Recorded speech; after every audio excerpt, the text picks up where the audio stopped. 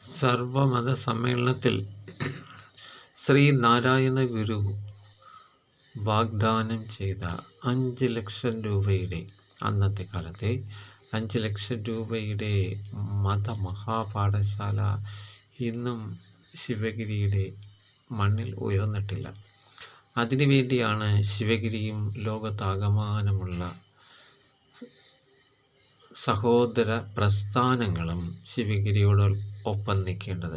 കാരണം ലോകത്താകമാനമുള്ള വാസനയും താല്പര്യവുമുള്ള ബ്രഹ്മവിദ്യാർത്ഥികളെ കണ്ടെത്തി ശിവഗിരിയിൽ സർവമതങ്ങളും സമാനതയോടെ പഠിപ്പിച്ച് ശ്രീനാരായണ ധർമ്മവും ദർശനവും ലോകത്താകമാനം പ്രചരിപ്പിക്കാൻ ആ വിദ്യാർത്ഥി സമൂഹത്തിന്, ആ ബ്രഹ്മവിദ്യാർത്ഥികൾക്ക് കഴിയും. അതിനുള്ള സജ്ജീകരണങ്ങൾ ശിവഗിരിയിൽ അടിയന്തരമായി ചെയ്യണമെന്ന് ശ്രീനാരായണ